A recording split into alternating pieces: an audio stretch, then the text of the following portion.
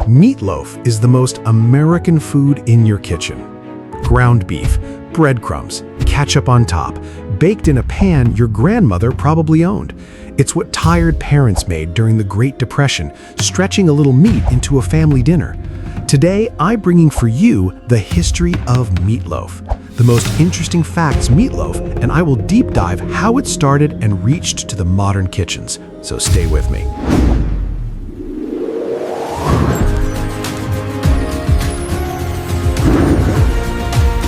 The dish on your dinner table is at least 1,600 years old. It was written down by a Roman aristocrat who almost certainly never cooked a single bite of it himself. And the people who actually built this dish, the ones who did the chopping, the mixing, the baking, don't have names in the history books at all. This is the part nobody puts on the ketchup bottle. Start with the story you already know. Stock market crashes in 1929. Meat gets expensive. Resourceful American housewives start padding ground beef with breadcrumbs and oats to feed hungry families. Meatloaf becomes a symbol of Depression-era grit. It's a good story. It's also wrong about the timing. The first American recipes that actually resemble modern meatloaf show up in New England cookbooks in the 1870s, a full 60 years before the crash. And here's the detail that should bother you. Those early loaves weren't dinner, they were breakfast. Fanny Farmer put a version in her Boston Cooking School cookbook in 1896. Newspapers were printing meatloaf recipes by 1890. By the time the Depression actually hit, meatloaf wasn't a desperate invention, it was already a 40-year-old staple that the economy simply forced onto more tables. So the born from hardship origin story is off by half a century. That's the small correction. It's also a warning sign. If the most repeated fact about this dish is wrong, what else got smoothed over to make the story cleaner? Because the deeper you dig, the less American this dish gets. Here's where it stops being a story about America at all. Around the 1st century AD, a Roman cookbook called Re Coquinaria on cooking was compiled. It's one of the oldest surviving cookbooks on Earth. Inside it is a recipe combining minced meat, wine-soaked bread, and spices, shaped into a loaf and baked. That's meatloaf, not a distant cousin, meatloaf. The name attached to that cookbook is Marcus Gavius Apicius, a legendarily wealthy Roman gourmand famous for spending fortunes on extravagant food. History remembers him as the man who gave us this dish. His name survived nearly 2,000 years. Textbooks credit him, food blogs credit him. I almost credited him a minute ago. And technically, I'm not wrong to. But ask yourself something. Apicius was one of the richest food obsessives in the Roman Empire. Men like that didn't stand over a fire grinding meat and soaking bread in wine. So who did? This is where the story stops being quaint and starts being uncomfortable. Wealthy Roman households like Apicius's ran on enslaved labor. Kitchens were staffed by enslaved cooks, skilled, specialized workers who trained for years to feed elite Roman appetites. Historians of Roman domestic life are clear about this pattern generally.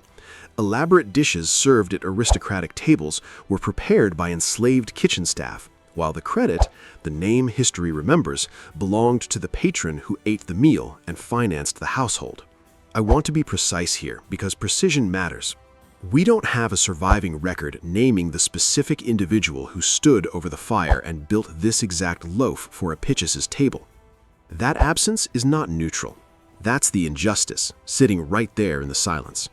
A wealthy man's name got attached to a dish for 2,000 years. The person who actually made it never got attached to anything. That's not an accident of history.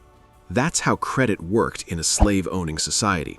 The name at the top of the household is the name that survives. The hands that did the work disappear. So the genius Roman inventor version of this story isn't just incomplete, it's crediting the wrong end of the kitchen. And the erasure doesn't stop in ancient Rome, it just changes shape. Fast forward more than 1,000 years. Meatloaf's idea, stretch meat with grain, bind it with egg, bake it into a loaf, spreads across Europe. Germans made a version, so did the Swedish. And in the early 1700s, German immigrants, many of them Pennsylvania Dutch, brought that tradition to Pennsylvania, using cornmeal and pork scraps when the ingredients they'd used back home weren't available. Jewish immigrant cooking traditions contributed too. The practice of tucking a whole boiled egg into the loaf traces back to German and Jewish culinary custom, not a 1950s test kitchen. Italian-American immigrant communities are credited by some food historians with popularizing a lighter, more meatball-adjacent version of the dish as it spread through American cities. None of that made it into the version of the story you grew up with. The version you grew up with has one hero, the resourceful American housewife of the 1930s. She's real, she existed, but she inherited a recipe built by German farmers, Jewish home cooks, and Italian immigrant families. And the tidy Depression-era origin story quietly wrote all of them out, folding a genuinely international dish into a single comfortable word: American. Erasure isn't always about slavery. Sometimes it's just convenient forgetting, and convenient forgetting has a way of sticking around. Here's the part that should actually make you angry. This isn't corrected history, it's still happening.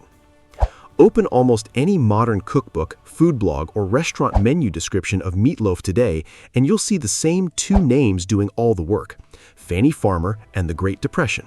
Clean, simple, marketable. Two named checkpoints standing in for 2,000 years of enslaved Roman kitchen labor and generations of immigrant adaptation. That's not a small oversight, it's a pattern. The story that survives is always the one that's easiest to package.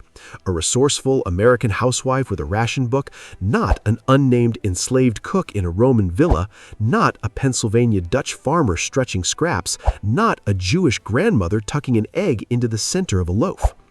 The comfortable version wins every single time, and it keeps winning because nobody stops to ask who got left off the label. You've probably eaten this dish 100 times without once hearing any of these names. That's not because the history wasn't there. It's because somebody, a long time ago, decided whose names were worth keeping. So go back to where we started. Meatloaf, the most humble, most American, most nothing fancy dish on the dinner table. It isn't humble, it isn't simple, and it certainly isn't just American. It's a 1,600-year-old dish that traveled through a Roman aristocrat's dining room, built by hands history refused to name, carried across an ocean by German and Jewish immigrants whose contributions got quietly absorbed into a single, comfortable word. And it's still being sold to you today with two names doing the work that thousands of people actually did. Meatloaf isn't proof that America invented something out of nothing during hard times. It's proof of how easily credit for hard times gets handed to whoever's name was already worth remembering.